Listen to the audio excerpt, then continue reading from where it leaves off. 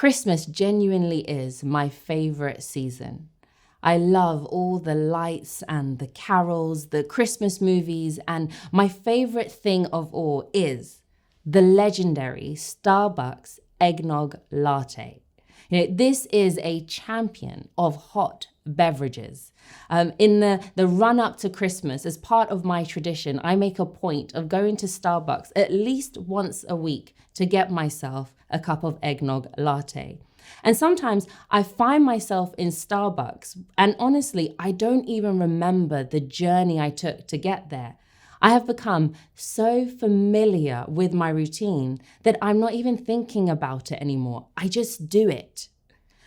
When we are familiar with something, we can easily become robotic in our actions, just simply repeating the same thing over and over and not really stopping to think about why. And it's easy to think that we know the story of Christmas. The angel Gabriel came to Mary and Mary had Jesus, and sounds about right. But I think that there is a risk of becoming complacent with the Christmas story, because when we do, we stop learning about just how deep God's love really is for us. And we replace the awe and wonder with glitz and gifts. The truth is that, yes, the story of Christmas is familiar, but that's because the story of Christmas is worth remembering over and over again. This fundamental truth that God so loved the world that he gave us his one and only Son. Our reading from Luke 2 reminded me of a few key truths about Christmas. And the first thing is this, that God invites us to meet with him. Verse 8 to 12 says, "And there were shepherds living out in the fields nearby, and an angel of the Lord appeared to them. The angel said to them, 'Do not be afraid, I bring you good news that will cause great joy for all people. Today in the town of David, a Savior has been born to you.'" The shepherds were not highly thought of. You didn't have to go to university or complete any type of apprenticeship to become a shepherd. Being a shepherd was a job done by those deemed the lowest in society, the uneducated, the poorest. And the passage says that these shepherds even lived in the field, so with their sheep. So they were essentially homeless. And yet, this invitation to come and see the Messiah, the Lord, was delivered to them. This message that a king had been born was not just good news, it was great news. It was the best news. And these were the people that God saw as an absolute necessity to get an invite. I'd often wondered why. Why them? See, God could have chosen anywhere and any means to make himself known, but he showed himself in the most vulnerable way, as a baby to teenage parents and in a messy manger, surrounded by those who were rejected in society. This is the extent of God's love for all people. Maybe if today was the first ever Christmas, Jesus would have chosen a night shelter to show up, or maybe a food bank. Maybe he would have chosen to make himself known in the hotels housing the refugee community.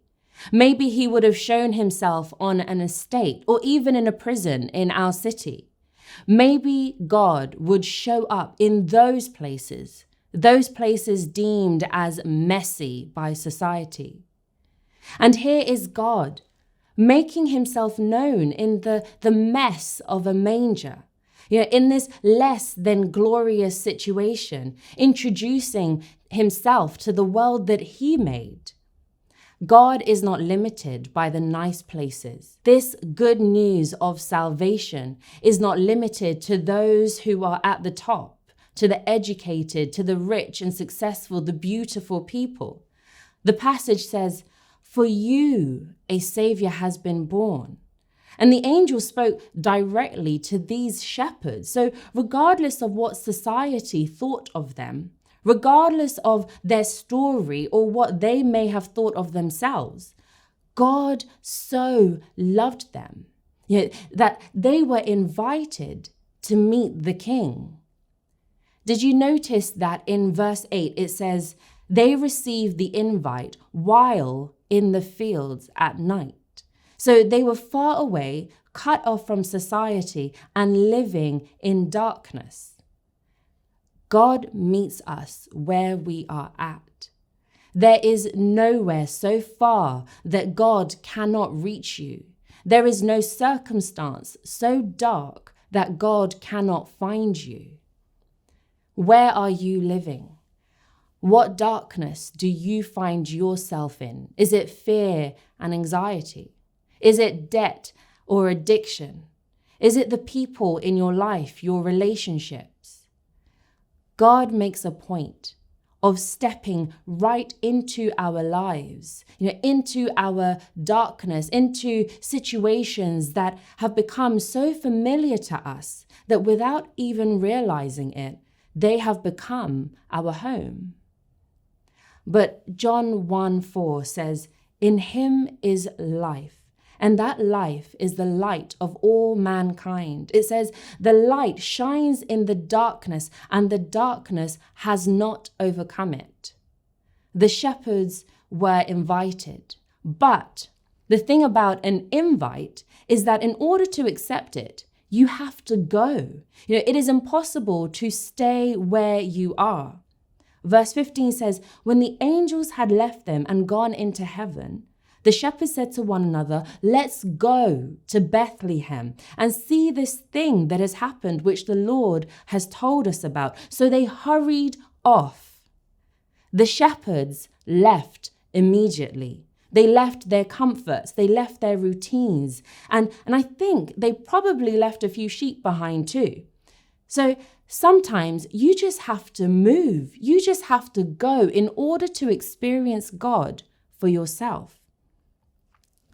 They accepted the invite to go and to see the baby, the Savior of all the world. This Christmas day, I want to let you know that the King has arrived, and his name is Jesus, and you have been invited to come and meet him.